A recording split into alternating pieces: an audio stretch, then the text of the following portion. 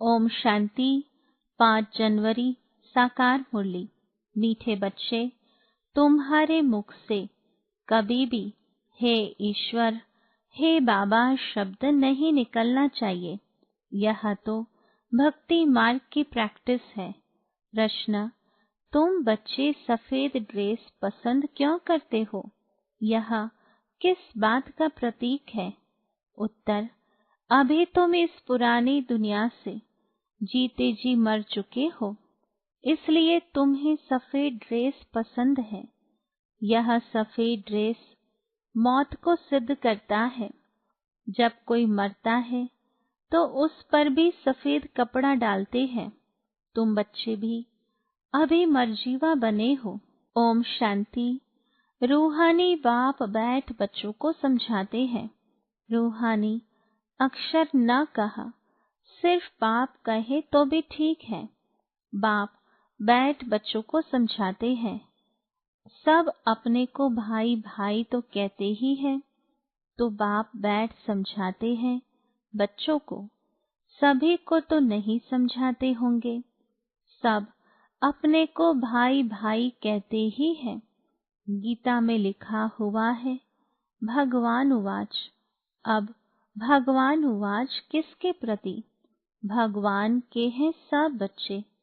वह बाप है तो भगवान के बच्चे सब ब्रदर्स हैं। भगवान ने ही समझाया होगा, राज योग सिखाया होगा। अभी तुम्हारी बुद्धि का ताला खुला हुआ है। दुनिया में और किसी के भी ऐसे ख्यालात नहीं चल सकते। जिन जिन को संदेश मिलता जाएगा वह स्कूल में आते जाएंगे, पढ़ते जाएंगे, समझेंगे। प्रदर्शनी तो देखी, अब जाकर कुछ ज्यादा सुने। पहली पहली मुख्य बात है ज्ञान का सागर पतित पावन गीता ज्ञान दाता शिव भगवान उवाच। पहले पहले उनको यह पता पड़े कि इन्हों को सिखलाने वाला अथवा समझाने वाला कौन है। वह सुप्रीम सोल ज्ञान का सागर निराकार है। वह तो है ही सत्य, ट्रुथ। वह सत्य ही बताएंगे, फिर उसमें और कोई प्रश्न उठ नहीं सकता। पहले पहले तो इस पर समझाना है। हमको परम पिता परमात्मा ब्रह्मा द्वारा राजयोग सिखलाते हैं। यह राजाई पद है जिसको निश्चय हो जाएगा कि जो सबका बाप है वह पारलौकिक बाप बैठ समझाते हैं। वही सबसे बड़ी अथॉरिटी है, तो फिर दूसरा कोई प्रश्न उठ ही नहीं सकता। वह है पतित पावन, तो जब वह यहाँ आते हैं तो जरूर अपने टाइम पर आते होंगे। तुम देखते भी हो, यह वही महाभारत लड़ाई है। विनाश के बाद फिर वाइसलेस दुनिया होनी है। यह है विशेष दुनिया। यह मनुष्य नहीं जानते कि भारत ही वाइसलेस था। कुछ भी बुद्धि चलती नहीं। गोदरेज का ताला लगा हुआ है, उसकी चाबी एक बाप के पास ही है। इसलिए उनको ही ज्ञानदाता दिव्य चक्षु विधाता कहा जाता है। ज्ञान का तीसरा नेत्र देते हैं। यह किसी को पता नहीं है कि तुमको पढ़ाने वाला कौन है। दादा समझ लेते हैं, तब टीका करते हैं, कुछ न कुछ बोलते हैं। इसलिए पहली पहली बात ही यह समझाओ।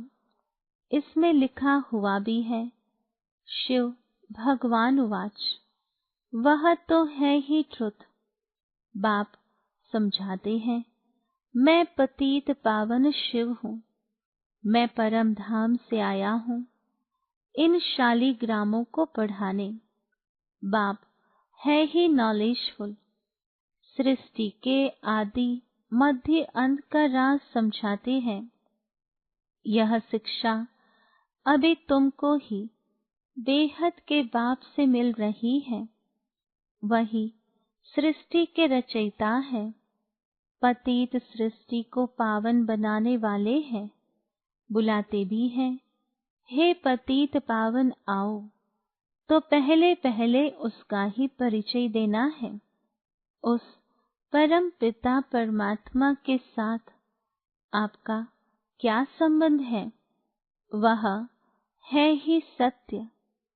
नर से नारायण बनने की सत्य नॉलेज देते हैं। बच्चे जानते हैं बाप सत्य है, बाप ही सचखंड बनाते हैं। तुम नर से नारायण बनने यहाँ आते हो। बैरिस्टर पास जाएंगे तो समझेंगे हम बैरिस्टर बनने आए हैं। अभी तुमको निश्चय है कि हमें भगवान पढ़ाते हैं। कई निश्चय करते भी हैं, फिर संशय बुद्धि हो जाते हैं, तो उनको सब मनुष्य कहते हैं, तुम तो कहते थे भगवान पढ़ाते हैं, फिर भगवान को छोड़ क्यों आए हो? संशय आने से ही भागंती हो जाते हैं। कोई न कोई विकर्म करते हैं। भगवान उवाच, काम महाशत्रु है, इन पर जीत पाने से ही तुम जगत जीत बनेंगे। जो पावन बनेंगे वही पावन दुनिया में चलेंगे। यहाँ है ही राज योग की बात। तुम जाकर वहाँ राजाई करेंगे। बाकी जो भी आत्माएं हैं वह अपना हिसाब किताब चुकतू कर वापस अपने घर चली जाएंगी। यह कयामत का समय है। अब यह बुद्धि कहती है सतयुग की स्थापना जरूर होनी है। पावन दुनिया सतयुग को कहा जाता है। बाकी सब मुक्ति धाम में चले जाएंगे। उनको फिर अपना पार्ट रिपीट करना है। तुम भी अपना पुरुषार्थ करते रहते हो पावन बन और पावन दुनिया का मालिक बनने के लिए। मालिक तो सब अपने को समझेंगे ना। प्रजा भी मालिक है। अभी प्रजा भी कहती है ना हमारा भारत। बड़े ते बड़े मनुष्य सन्यासी आदि भी कहते हमारा भारत। तुम समझते हो इस समय भारत में सभी नरकवासी हैं। अभी हम स्वर्गवासी बनने के लिए यह राजयोग सीख रहे हैं। सब तो स्वर्गवासी नहीं बनेंगे। यह अभी ज्ञान आया है। वो लोग जो सुनाते हैं, शास्त्र सुनाते हैं, वह है शास्त्रों की अथॉरिटी।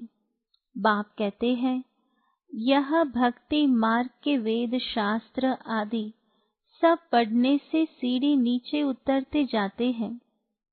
यह सब है भक्ति मार्ग।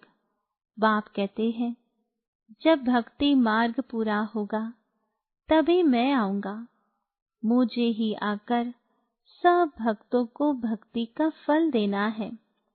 मेजॉरिटी तो भक्तों की है। सब पुकारते रहते हैं ना, हे गॉड फादर। भक्तों के मुख से ओ गॉड फादर, हे भगवान जरूर निकलेगा। अब भक्ति और ज्ञान में तो फर्क है। तुम्हारे मुख से कभी हे ईश्वर, हे भगवान यह अक्षर नहीं निकलेंगे। मनुष्यों को तो यह आधा कल्प की प्रैक्टिस पड़ी हुई है। तुम जानते हो वह तो हमारा बाप है। तुमको हे बाबा थोड़े करना है। बाप से तो तुमको वर्षा लेना है। पहले तो यह निश्चय है हम बाप से वर्षा लेते हैं। बाप बच्चों को वर्षा लेने का अधिकारी बनाते हैं। यह तो सच्चा बाप है ना। बाप जानते हैं यह हमारे बच्चे हैं। जिन्हों को हम ज्ञान अमृत पिलाए, ज्ञान चिता पर बिठाए, घोर नींद से जगाए स्वर्ग में ले जाता हूँ। बाप ने समझाया है, आत्माएं वहाँ शांति धाम और सुखधाम में रहती है। सुखधाम को कहा जाता है वाइसलेस वर्ल्ड। संपूर्ण निर्विकारी देवताएं है ना, और वह है स्वीट होम। तुम जान गए हो कि हमारा होम वह है। हम एक्टर्स उस शांति धाम से आते हैं यहाँ पार्ट बजाने। हम आत्माएं वहाँ के रहवासी नहीं हैं। वह एक्टर्स यहाँ के रहवासी होते हैं। सिर्फ घर से आकर ड्रेस बदलकर पार्ट बजाते हैं। तुम तो समझते हो हमारा घर शांति धाम है। वहाँ हम फिर वापस जाते हैं। जब सभी एक्टर स्टेज पर आ जाते हैं, तब फिर बाप आकर सभी को ले जाएंगे। इसलिए उनको लिबरेटर, गाइड भी कहा जाता है। दुख हरता, सुख करता है, तो इतने सब मनुष्य कहाँ जाएंगे? विचार करो, पतित पावन को बुलाते हैं किस लिए? अपनी मौत के लिए। दुख की दुनिया में रहने नहीं चाहते हैं, इसलिए कहते हैं घर चलो। यह सब मुक्ति को ही मानने वाले हैं। भारत का प्राचीन राजयोग भी कितना मशहूर है। विलायत में भी जाते हैं प्राचीन राजयोग सिखलाने। वास्तव में हठ योगी तो राजयोग जानते ही नहीं, उन्हों का योग ही रॉन्ग है। इसलिए तुम्हें जाकर सच्चा राजयोग सिखाना है। मनुष्य को सन्यासियों की कंपनी देख उन्हों को कितना मान देते हैं। बौद्ध धर्म में भी सन्यासियों को कफनी पहनी हुई देख उनको मानते हैं। सन्यासी तो बाद में होते हैं। बौद्ध धर्म में भी शुरू में कोई सन्यासी नहीं होते हैं। जब पाप बढ़ता है बौद्ध धर्म में, तब सन्यास धर्म स्थापन होता है। शुरू में तो वह आत्माएं ऊपर से आती है, उनकी संख्या आती है। शुरू से सन्यास सिखलाकर क्या करेंगे? सन्यास होता है बाद में। यह भी यहाँ से कॉपी करते हैं। क्रिश्चियन में भी बहुत हैं जो सन्यासियों का मान रखते हैं। कफनी की जो पहरवाइश है वह हठ योगियों की है। तुमको तो घर बार छोड़ना नहीं है, न कोई सफेद कपड़े का बंधन है, परंतु सफेद अच्छा है। तुम भट्ठी में रहे हो तो ड्रेस भी यह हो गई है। आजकल सफेद बहुत पसंद करते हैं। मनुष्य मरते हैं तो भी सफेद चादर डालते हैं। तुम भी अभी मरजीवा बने हो तो सफेद ड्रेस अच्छी है। तो पहले कोई को भी बाप का परिचय देना है। दो बाप हैं। यह बातें समझने में टाइम लेते हैं। प्रदर्शनी में इतना समझा नहीं सकेंगे। सतयुग में होता है एक बाप। इस समय तुमको तीन बाप है, क्योंकि भगवान आते हैं प्रजापिता ब्रह्मा के तन में। वह भी तो बाप है सबका। लौकिक बाप भी है। अच्छा, अब तीनों बाप से ऊंच वर्षा किसका? निराकार बाप वर्षा कैसे दे? वह फिर देते हैं ब्रह्मा द्वारा। इस चित्र पर तुम बहुत अच्छी रीति समझा सकते हो। शिव बाबा निराकार है और यह है Prajapita Brahma, Adidev, great great grandfather. बाप कहते हैं मुझ शिव को तुम ग्रेट ग्रेट ग्रैंडफादर नहीं कहेंगे। मैं सभी का बाप हूँ। यह है प्रजापिता ब्रह्मा। तुम हो गए सब भाई बहन। भल स्त्री पुरुष है, परंतु बुद्धि से जानते हैं हम भाई बहन हैं, बाप से वर्षा लेते हैं। भाई बहन आपस में क्रिमिनल असल्ट कर न सके। अगर दोनों की आपस में विकारी दृष्टि खींचती है तो फिर गिर पड़ते हैं, बाप को भूल जाते हैं। बाप कहते हैं तुम हमारा बच्चा बन फिर मुंह काला करते हो। बेहद का बाप बच्चों को बैठ समझाते हैं, तुमको यह नशा चढ़ा हुआ है, जानते हो गृहस्थ व्यवहार में भी रहना है, लौकिक संबंधियों को भी मोह देना है, तोड़ निभाना है। लौकिक बाप को तो तुम बाप कहेंगे ना, उनको तो तुम भाई नहीं कह सकते हो। ऑर्डिनरी वे में बाप को बाप ही कहेंगे। बुद्धि में है यह हमारा लौकिक बाप है। ज्ञान तो है ना, ये ज्ञान बड़ा विचित्र है। आजकल करके नाम भी ले लेते हैं, परंतु कोई विजिटर आदि बाहर के आदमी के सामने भाई कह दो तो वो समझेंगे इनका माथा खराब हुआ है। इसमें बड़ी युक्ति चाहिए। तुम्हारा गुप्त ज्ञान है, गुप्त संबंध है, इसमें बड़ा युक्ति से चलना है। लेकिन एक दो को रिगार्ड देना अच्छा है, लौकिक से भी तोड़ निभाना है। बुद्धि चली जानी चाहिए ऊपर। हम बाबा से वर्षा ले रहे हैं, बाकी चाचे को चाचा, बाप को बाप कहना पड़ेगा। जो बी के नहीं बने हैं तो वह भाई बहन नहीं समझेंगे। जो ब्रह्मा कुमार कुमारियां बने हैं वही इन बातों को समझेंगे। बाहर वाले तो पहले सुनकर चमकेंगे। इसमें समझने की बड़ी अच्छी बुद्धि चाहिए। बाप तुम बच्चों की विशाल बुद्धि बनाते हैं। तुम पहले हद की बुद्धि में थे, अब बुद्धि चली जाती है बेहद में।